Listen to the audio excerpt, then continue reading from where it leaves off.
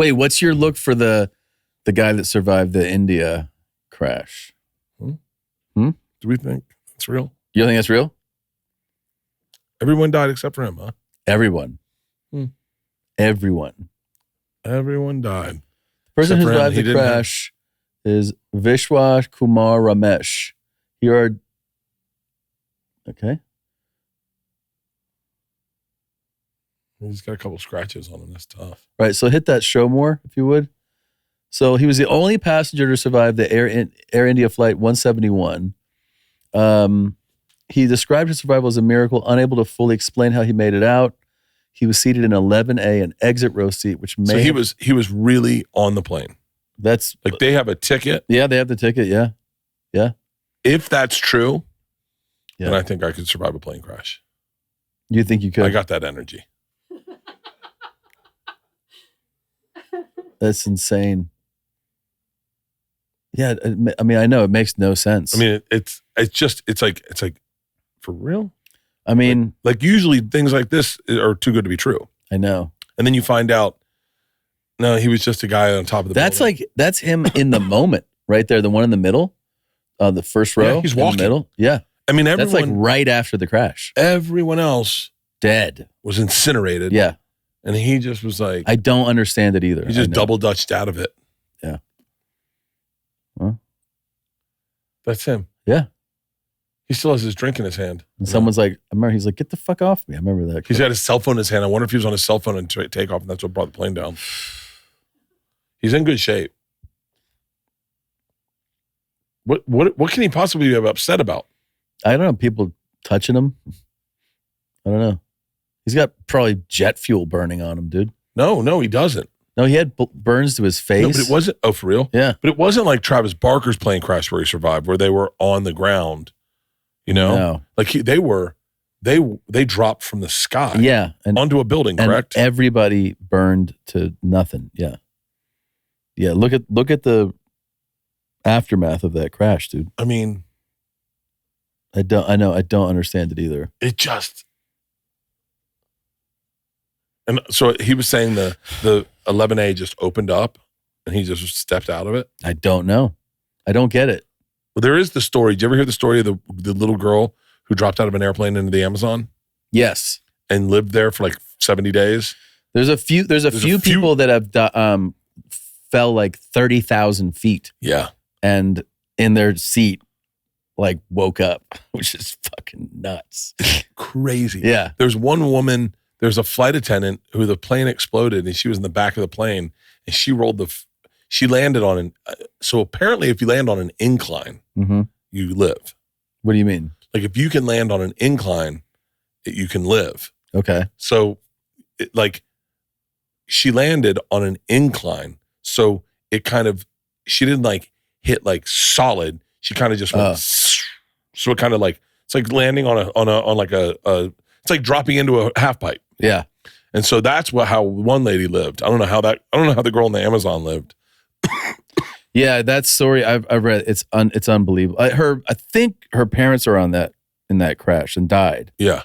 So she was the sole survivor of that family. Oh. Yeah. We were in a helicopter one time and the guy said to me, the girl in there was terrified and she did mountain rescue in Denver. And I was like, you should be having fun. It's trip flip. Let me open some champagne. She goes, I lost 8 friends in a helicopter crash last week. And I was like, oh, wow. Oh, that's crazy. I go, well, what are the odds that's going to happen 2 weeks in a row, right? She was like, huh? And she was like, it's just, all it takes is one screw. Yeah. One screw, and the whole thing goes to shit. I go, that's not true. It's got to be more complicated than that. And I go to the guy, I go, isn't that right, sir? And he goes, no, she's right. One screw and we go down. Like, oh, fuck. Thought there'd be more fail-safe than that. Yeah, this is Juliane Koepcke. I don't know how to say it.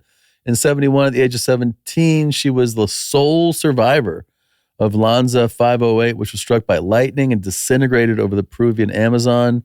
She fell nearly 2 miles. Holy shit. While still strapped to her seat. That's right. After the crash, she spent 11 days alone in the jungle, battling injuries, hunger, and thirst before being rescued by lumberjacks. Her incredible survival story was the subject of documentaries, books, and films, including Wings of Hope. It happened on Christmas Eve. Christmas Eve? Yeah. Her and her mother were on a flight from Lima. and they were struck by lightning. The plane broke apart. It's so crazy. She plummeted nearly 2 miles. She managed to navigate the jungle for 11 days. She found a bag of sweets.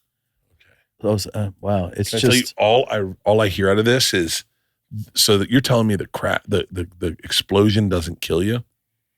I mean, You're telling me everyone that's been in a plane crash, their death happens on the floor. not all. It just depends on the circumstances of that crash.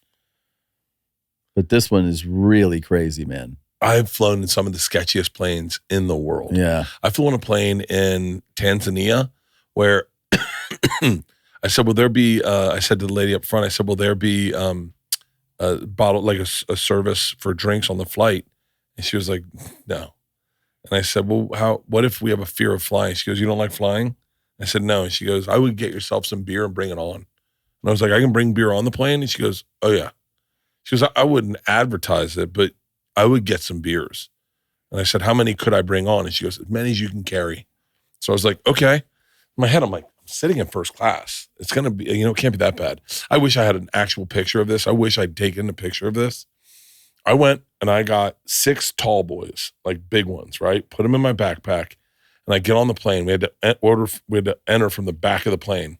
And as I walked up, I go to my seat, 1B, aisle seat, and all our luggage is netted in front of me. Nice. All of the luggage is for the whole plane? For the whole plane is just netted in front of me. And I went, oh my God.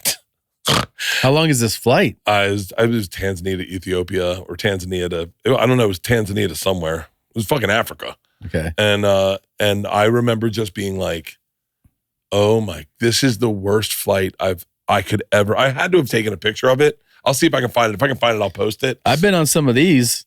Yes, you have. Oh, yeah. Your mom grew up on these.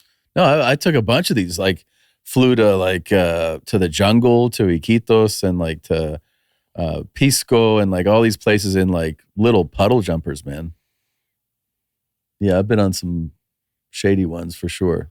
It's crazy to think that I thought the pop up here kills everybody. Did I tell you about the time when we so my uncle in Peru set me up. He was like, do you want to go see the you ever heard of the they're called líneas de Nazca, the lines of Nazca? Mm-mm.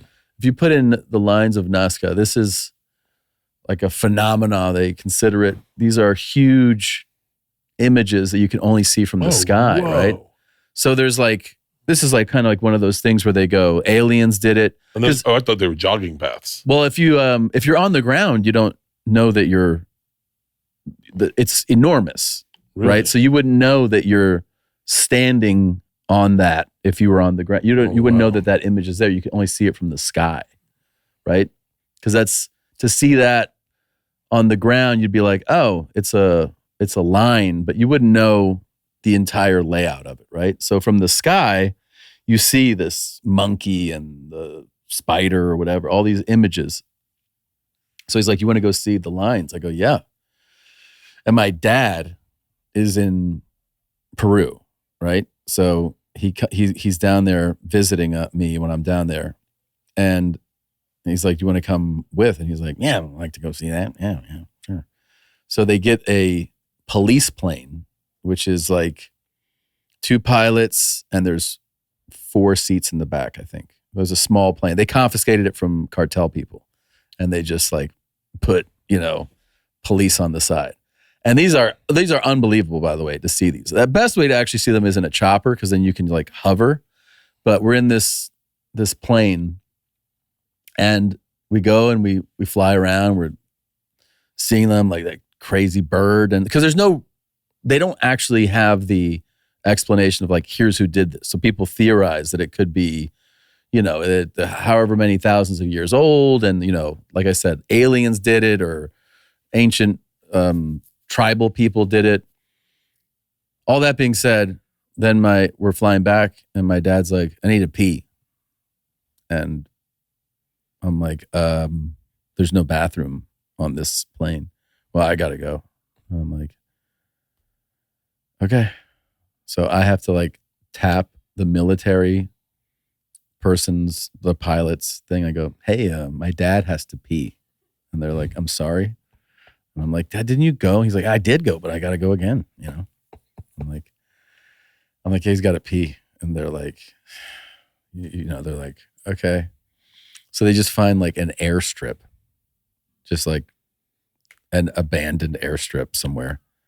And we land, and my dad gets out with his fucking khakis and loafers and just pisses on the side. And then he's about to get back on, and they're like, hey, how about he grab one of those empty oil cans, unless he has to, since he might have to pee again. Yeah. I was like, hey, Dad, grab that empty oil can. He's like, all right. And then, it gets back on. He goes, what am I doing? I gotta pee. I'm like, fucking A, man. This is humiliating. Bert and Tom and Bert. One goes topless while the other wears a shirt. Tom tells stories and Bert's the machine. There's not a chance in hell that they'll keep it clean. Here's what we call two bears, one cave.